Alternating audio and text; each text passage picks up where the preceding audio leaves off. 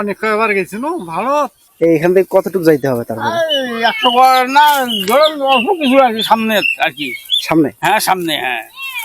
এই সরকার ওই ওটা লেখছিল, ওটা আগে নইলে ডাইরেক্ট এই রাস্তা দিয়ে ডাইরেক্ট ধাপড়া গেছিল লোক। হ্যাঁ আগে গেছিলাম, যখন তার কাটা বেড়া ছিল না তখন গেছিলাম। এই যে মেসের ঘাটের উদ্দেশ্যে ওই পারে কয়টা কাটাল তলা, তারপরে কয় জুম্মের পার, তারপর কয় আলাদ্দি নগর, তারপর কয় গোরস্থান, তারপর মনে করেন শিমলতলা, তারপর সরেওর বাজার। বন্ধুরা স্বাগতম জানাচ্ছি নতুন আরেকটি ভিডিওতে। আজকে আমরা যাচ্ছি একদম সীমান্তের গহীন এক জায়গায়, যেখানে রয়েছে প্রকৃতির অপরূপ সৌন্দর্য। আসলেই এই সৌন্দর্যের ভিতরে রয়েছে রহস্য। আমি সবসময় বলি যে রহস্য, আজকে আপনাদেরকে সেই রহস্য দেখাবো। আসলে এখানে কি রহস্য রয়েছে, এই রহস্যটি জানতে হলে পুরো ভিডিওটি দেখতে হবে। বন্ধুরা ততক্ষণ আমার সঙ্গে থাকুন এবং পুরো ভিডিওটি দেখতে থাকুন। ভোরের সূর্য উদয়ের সাথে সাথেই শুরু হলো আজকের যাত্রা এক ঐতিহাসিক সীমান্তের উদ্দেশ্যে, যেখানে লুকিয়ে আছে শত শত বছরের ইতিহাস আর অজানা গল্প। আমি এখন যাচ্ছি এমন একটি স্থানে যার নাম শুনলেই মনে জাগে কৌতূহল। কত সুন্দর লেচুর গাছ! আসলে দেখুন, উত্তরবঙ্গের ভেতরে এত সুন্দর লেচুর গাছ এই সীমান্ত এলাকায় রয়েছে, আমি দেখিনি এখন। চোখগুলো দেখুন, কত সুন্দর সুন্দর লেচুর গাছ। লেচুগুলো হচ্ছে অসাধারণ।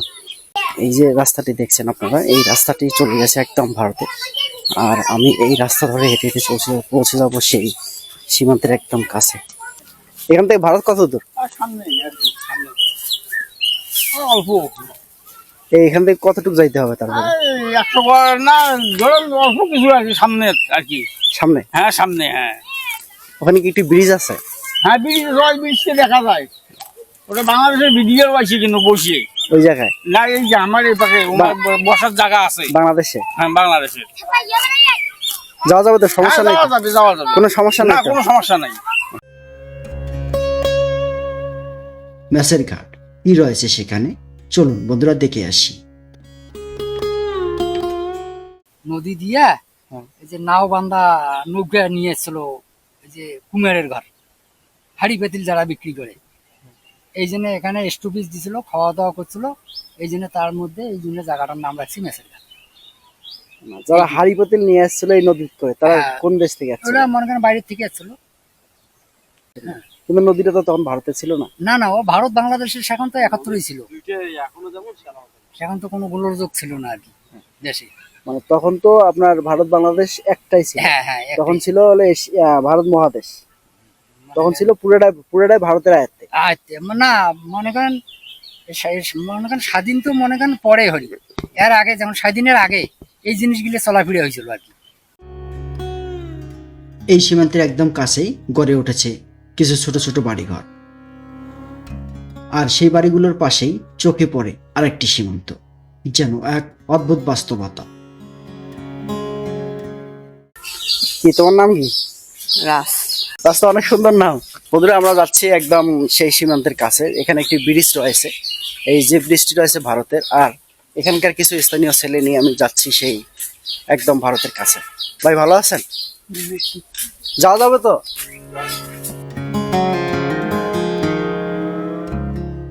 সীমান্তের কাছেই পৌঁছানোর আগেই এমন কিছু তথ্য জানতে পারলাম যা শুনে আমি সত্যি হতবাক, ভাবতে অবাক লাগে।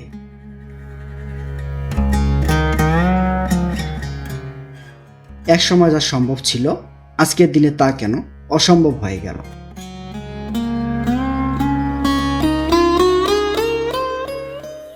আমি যতটুকু শুনলাম যে এই রাস্তা দিয়ে একদম সরাসরি ভারত গেছিল। ভারত? হ্যাঁ ভারত গেছিল। এই সামনে যে একটা নদী আছে, এই নদীটা পার হলে ভারত। হ্যাঁ ভারত। কিন্তু ওরা তো রাস্তা মিশিয়ে দিছে, আর এখানে সবাই জনগণ আছে, এখন তো সবাই গিয়ে নদী বের যাইতে হবে।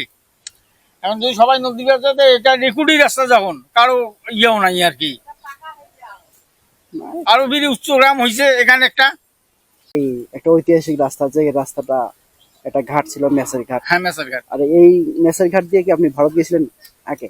হ্যাঁ আগে গেছিলাম, যখন তার কাটা বেড়া ছিল না তখন গেছিলাম। তখন আমরা সবসময় গরু নিয়ে যাই। একে নৌকা নিয়ে গেছিলেন সরাসরি? না, হাঁটা পথে। হাঁটা পথে? যখন বর্ষাকাল তো আর যাই না, তো কার্তিক অঘ্রাণ মাসে আসলে হাঁটা পথেই। মাঝে মাঝে আমার ওদিকে হাঁটবো ভাই গেছিল, তখন ছোট মানছি বুড়ের ঘরের সাথে হাটও গেছিল। ভারতে হাট করি? হ্যাঁ ভারতের হাট করি আসছি। এটা অনেক আগের কথা। যখন ভারতের হাট করিয়েছেন তখন ভারতের হাটে অবস্থা কেমন দেখছেন? তখন তো জিনিস খুব সস্তা আসলে, মনে করেন 2 টাকা হইলে একেবারে অনেক কিছু হয়ে যায়। আর এই 2 টাকার গল্প আপনারা কি আগে কখনো শুনেছেন? যদি আপনাদের দাদা বা বয়স্ক কেউ এ বিষয়ে জানেন তাহলে অবশ্যই কমেন্টে জানাবেন।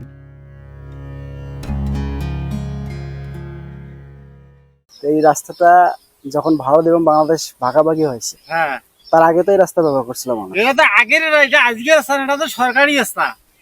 এই রাস্তাটা সরাসরি চলে গেছে কোন জায়গায়? এই সরকার ওই ওটা লাগছিল, ওটা আগে নয়, এটা ডাইরেক্ট এই রাস্তা দিয়ে ডাইরেক্ট ধাপড়া গেছিল লোক। একবারে থাপড়া। হ্যাঁ, ভারতের ডাইরেক্ট এটা ঘাট আছে, যদি লোক শোকায় পারে, আমরা যারা ছোট ছিল, আমার তো যুদ্ধের কথা একটা পুরোটা কভার পাই। আমরা এগুলোই শুনছি, এই জন্য জায়গাটার নাম মেসের ঘাট। আর যুদ্ধের আগে তো দেশ ভাগ হয়েছে 1947 সালে। হ্যাঁ, যুদ্ধের আগে ভাগ হয়েছে। দেশ ভাগ হওয়ার পরও এই দিক দিয়ে সরাসরি চলে গেছিল মানুষ।